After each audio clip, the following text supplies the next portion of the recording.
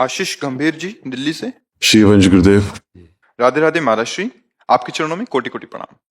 गुरुदेव, जब कोई हमारे सामने किसी संत, गुरु या धर्म की निंदा करता है तो क्या ये उसके बुरे कर्म बन रहे हैं? हाँ, उस स्थिति में हमें क्या करना चाहिए? हट जाना चाहिए या तो उसका मुंह बंद कर देना चाहिए, या तो कान में अंगुली डाले और वहां से हट जाए यदि अपनी सामर्थ्य न हो। अपनी सामर्थ्य हो तो उसकी जबान बंद करने का आदेश कर दे, अब दोबारा नहीं, बहुत हो गया। अगर आपकी जबान अब खुली तो आप दंड के अधिकारी हो जाएंगे, या सामर्थ्य ना हो तो हट जाए वहां से। दो में एक बात करनी है। ऐसे जैसे कभी ऐसा अवसर आया है अपने को, हमने हाथ जोड़ करके कहा कि बस बस, अब इसके आगे नहीं। अब आप सादर यहां से जाइए, आपको अतिथि भाव से सम्मान इसलिए दिया था कि भगवत चर्चा करेंगे। आपने धर्म की निंदा, आप हमारे राष्ट्र की निंदा, या आप हमारे निज धर्म भागवत धर्म की निंदा करेंगे तो बस आपका हो गया, आप उठिए और यहां से चले जाइए। ये प्रार्थना, अगर हमारी प्रार्थना मान ली जाती तो ठीक है, नहीं तो हम बाबा जी दंड तो देंगे नहीं, हम उठ के खुद चले जाएंगे, इस सभा का त्याग कर देंगे। या वो सभा से हटके चला जाए और या हम स्वयं सभा का त्याग कर देंगे। ऐसी सभा में ना हम उसे बैठने देंगे, अगर नहीं ऐसा तो हम नहीं बैठेंगे। जहां हमारे धर्म की निंदा हो, जहां संत संभ श्री पद अपवादा, कही सुनीता असमर्यादा, काटी जीव तासुज बसाई, श्रवण मुंद न चले पराई। हम जीव तो नहीं काट सकते, लेकिन हम कान में अंगुली डाल करके हट सकते हैं कि अब एक भी शब्द हम निंदा का नहीं सुन सकते, और ऐसी सभा का त्याग कर देना चाहिए। अगर उस सभा में बैठा हुआ अधर्म को देख रहा है और सुन रहा है तो वो भी वैसे ही दंड का अधिकारी होगा जैसे भीष्म पितामह और द्रोणाचार्य हुए। इतने बड़े धर्मात्मा, लेकिन द्रौपदी निर्वस्त्र की जा रही थी, किसी ने भी खड़े होकर नहीं रोका तो सबकी हालत खराब हो गई, मार मार के गिरवा दिया भगवान ने। 6 महीना बाणों की सैया में भीष्म पितामह रहे, गर्दन उतरवा ली दृष्टद्युम्न से कह के, अस्वस्थामा मतो, बस इसी शब्द ने उनको बेशुद्ध कर दिया, गर्दन उतरवा ली, दौड़ करके दृष्टद्युम्न ने काट ली गर्दन द्रोणाचार्य जी की। इतने बड़े महात्मा धनुर्धर की ऐसी दुर्गति, क्योंकि उस सभा में बैठे थे जिस सभा में एक महान पतिव्रता देवी निर्वस्त्र की जा रही थी।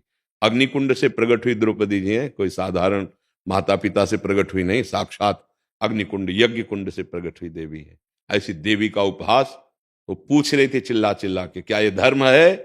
पर कोई उत्तर नहीं दे रहा था। जितने उत्तर नहीं दे रहे थे सबको दंड मिला। पांडवों को दंड मिला 12 वर्ष का वनवास, 1 वर्ष का अज्ञातवास, और कौरवों को दंड मिला कि वंश में कोई नहीं रह गया, सबका विनाश हो गया। ऐसे कैसे किसी का अपमान हो रहा है? तो जहां हमारे संत का, जहां हमारे धर्म का, जहां हमारे राष्ट्र की बात आएगी, वहां फिर या तो हम असमर्थ हैं तो हट जाएंगे कान में अंगुली डाल करके कि शब्द नहीं सुनेंगे, और समर्थ हैं तो हम तुम्हारी जबान बंद करेंगे, तुम्हें बोलने नहीं देंगे। ये है। वो जो कर रहा है वो तो पाप है ही, लेकिन हमको भी पाप लगेगा यदि हमने सुना और हम उसे सुन करके हम भी सम्मिलित हो गए। हमको क्या लेना देना है? नहीं, क्यों नहीं लेना देना? हमारे राष्ट्र की बात हो रही, हमारे धर्म की बात हो रही, हमारे प्रभु की बात हो रही, हमारे भगवत प्रेमी महात्माओं की बात हो रही, हम कैसे सह सकते हैं? फिर ये बात ऐसे आ जाए। नहीं, निश्चित है ऐसे अपराध करने वाला सारे सुकृत नष्ट कर देता है, आगे चलकर दुर्गति को प्राप्त होगा। बहुत विवेक से चलने के लिए हमें मानव देह मिला है। ऐसे ना किसी की निंदा कर दें, किसी का अपमान कर दें, किसी धर्म की अवहेलना कर दें। जैसे यहाँ कोई विविध प्रकार के धर्मों का नाम ले, तत्काल रोक देते, ए शांत, हमारी दृष्टि में सब भगवत स्वरूप है, आप अपनी बात कीजिए, बस आप अपना प्रश्न कीजिए, बाहर क्या हो रहा है जिसको परेशानी हो आकर प्रश्न करे। हम ही नहीं कह सकते किसी धर्म के लिए। सब अपने अपनी जगह चले, सब अपनी अपनी जगह कर्तव्य का पालन करे। सब धर्म हमारे भगवान के ही हैं, पर समझे, उस बात को समझे। कोई धर्म झगड़ा नहीं सिखाता, कोई धर्म किसी की अवहेलना नहीं सिखाता, कोई धर्म किसी को हिंसा करना नहीं सिखाता।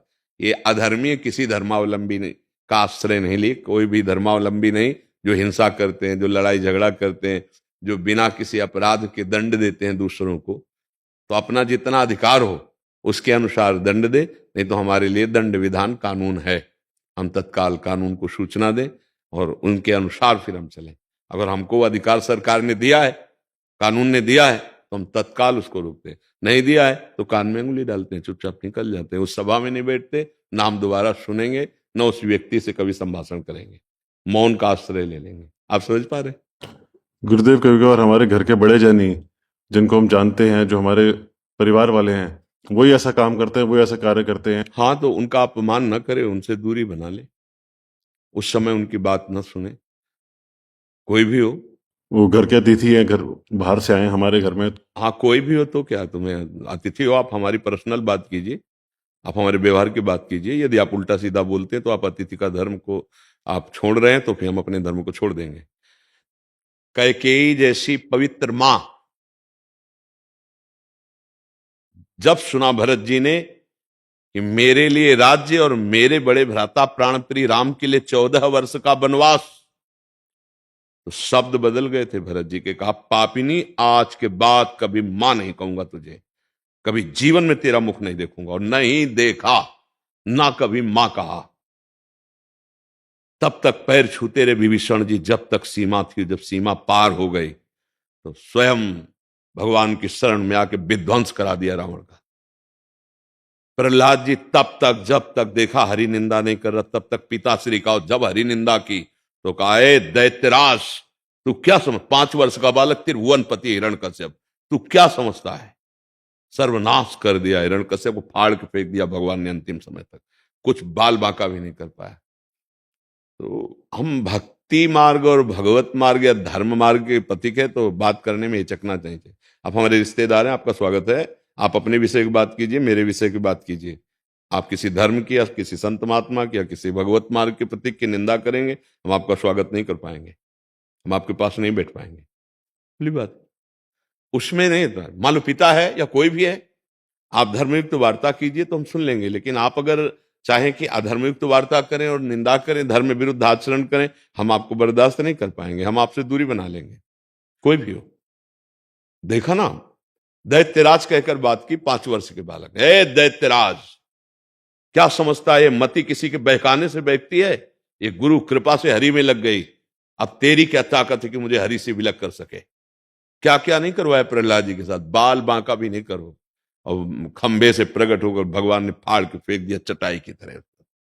हिरण्यकश्यप त्रिभुवनपति, अगर दहाड़ दे, भुजा ठोक दे तो बड़े बड़े लोकपाल घुटनों पे आ जाए, ऐसा महाबली।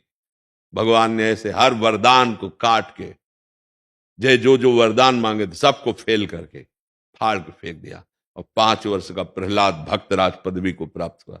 वो पिता पिता नहीं, वो माता माता नहीं, वो गुरु गुरु नहीं, वो शिष्य शिष्य नहीं, वो मित्र मित्र नहीं, वो संबंधी संबंधी नहीं, जो मुझे भगवान की निंदा सुनाए और भगवान से विमुख कर दे।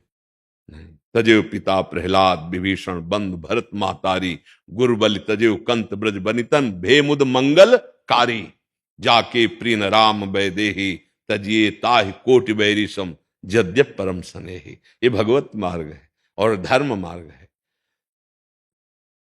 देखिए, समझिए धर्म के स्वरूप को। अंबा ने जब देखा कि भीष्म जी अपहरण करके लाए, अपने साथ ब्याह नहीं करेंगे, वो विचित्र वीर के साथ ब्याह करेंगे, तो उसने कहा, नहीं नहीं, मैं ऐसे पौरुष राजकुमार के साथ कभी ब्याह नहीं कर सकती, जिसकी ताकत नहीं थी कि काशी में आकर के और मुझे अपहरण करे, उसको मैं नहीं जाऊंगा। तुमने अपहरण किया या तो तुम स्वीकार करो, नहीं तो मैं साल्व को पहले से चाहती थी, साल्व के पास भेज दिया भीष्म जी ने, उसने वापस कर दिया। तुम्हें जिस समय वीर ने जीता और उस समय मैं हार गया उससे, अब मैं तुम्हें स्वीकार नहीं कर, तुम जीती हुई भीष्म की हो, अब मैं तुझे स्वीकार नहीं कर सकता। फिर भीष्म के पास है, भीष्म ने कहा, कदापि स्वीकार नहीं कर सकता, मेरा दृढ़ व्रत है, मैं अखंड ब्रह्मचारी का नियम लिए हुए हूं। अब वो इसी खोज में कि कौन मेरी बात को मनवावे भीष्म जी से, तो गुरु के पास भगवान परशुराम गुरु है, युद्ध विद्या के विशारद भगवान परशुराम जी गुरु हैं भीष्म जी के।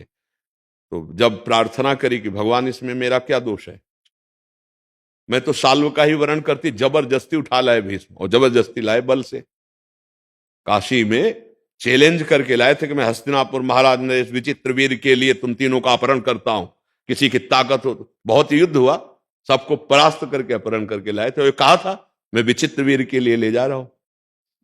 अंबा ने कहा कि उन्होंने अपहरण किया, वो करते, उन्होंने तो किया नहीं, और साल्व ने स्वीकार नहीं किया। भगवान, मैं एक बार उसको परास्त होना देखना चाहती हूँ, वो आपका शिष्य है, यदि आप आज्ञा से दीजिए उनको या युद्ध कीजिए, मैं आपकी शरण में हूं।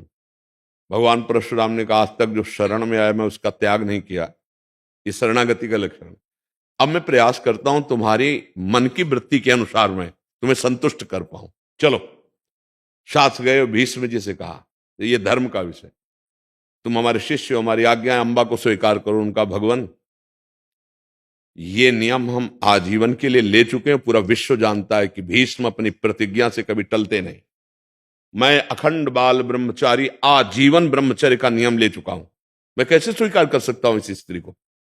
तो उनका कि या तो अम्बा को स्वीकार करो या मेरे से युद्ध करो। तो उनका स्वीकार है युद्ध आपसे, अम्बा को स्वीकार नहीं कर सकता। गुरु हैं, प्रत्यंता चढ़ाना सिखाया है परशुराम जी ने भीष्म जी को, और ऐसा भयानक युद्ध हुआ, पृथ्वी कांप गई, क्योंकि दोनों महान धनुर्धर गंगा पुत्र भीष्म और भगवान परशुराम जी। आखिरकार एक बाण जिसका परशुराम जी को भी ज्ञान नहीं था, क्योंकि गंगा जी ने बहुत जगह शिक्षा दिलवाई थी। अद्वितीय वीर भीष्म जी, जे भी उन्होंने उस बाण को संधान किया, आठों वसु प्रकट हुए। उनका नए नए नए गुरु का ऐसा अपमान नहीं। ये बाण मार दिया तो परशुराम जी ने, और परशुराम जी भगवान के अवतार है, वह अब भी विराजमान है। भी बाण नीचे उतारो तो उनका नहीं। छात्र धर्म के अनुसार मैं अपने गुरु से युद्ध कर रहा हूं। जब युद्ध करने जाते थे, कई दिन हुआ, 20वें दिन युद्ध हुआ, तो पहले 7 परिक्रमा करते थे गुरु के रथ के, साष्टांग दंडवत होते थे और कहते थे विजय श्री का आशीर्वाद दीजिए। तो कहते थे मेरे से तो युद्ध करना, विजय श्री का आशीर्वाद कैसे दे सकता हूं तेरे को? हाँ ठीक है, तो स्वस्थ होकर के जितनी विद्या जानता है मेरे से युद्ध कर, मैं यही तुझे आदेश करता हूं। रोज ऐसा होता था। वो गुरु महिमा को नहीं टाला, लेकिन अपने नियम को, अपने धर्म का पालन करने के लिए गुरु से भी युद्ध कर लिया। फिर आखिरकार सब देवताओं ने, देवर्षि नारद जी ने, बड़े बड़े ऋषियों ने परशुराम जी से कहा आप अपना रथ पीछे करो। तभी अगर ये बाण संधान हो गया तो महाराज आपका बचना असंभव। तो उन्होंने अपना रथ थोड़ा पीछे किया, सो भीष्म जी उतर गए, साष्टांग दंडवत किया गुरुदेव। तो उन्होंने अम्बा से कहा हमारी बस नहीं है, तुम्हें जो मन आवे सो करो जा करके, और चले गए। ये जो हमने नियम लिया है, जो हमने धर्म लिया है, उसका विरोध अगर कोई करे, वो बात समझ ली अपने गुरु से। अगर हम धर्म पूर्वक चलेंगे तो हमारे बुजुर्ग या हमारे आसपास के, या तो उनको सुधरना होगा या फिर हमें उनसे दूरी बनानी होगी। क्योंकि अगर कोई हमारे भगवान की निंदा करे, भक्तों की निंदा करे, संतों की निंदा करे, हम उसे सुनेंगे तो हमारा अंतःकरण मलिन हो जाएगा और हम भगवत मार्ग से वंचित हो जाएंगे, पक्का है। इसलिए हमें धर्म पूर्वक चलना है। हमें युद्ध नहीं करना, हमें किसी को अपमान नहीं करना, पर हमको ऐसा इतना आदर भी नहीं करना कि कोई हमारे सामने हमारे धर्म की, हमारे भगवान की निंदा करे, हम चुपचाप बैठे सुनते रहे। हम उठ के चल देंगे। अवहेलना है सबसे बड़ी, उठ के चल देना। जैसे हम आपसे बात करें, आप उठ के चल दीजिए, इससे बड़ा कोई अपमान नहीं होगा, अवहेलना हो गई उसकी। तो अगर कोई धर्म विरुद्ध वार्ता करता है, कोई भी हो, तो हम उस सभा से उठ के चल दें। पहला ये बहुत सरल उपाय है। और अगर सामर्थ्य है ज्ञान विज्ञान या आदि आदि, तो आप उसकी जबान बंद कर दीजिए, वो उत्तर दीजिए कि वो मौन को धारण करे, नहीं तो अपना चल देते हैं। समझ पा रहे आप जी?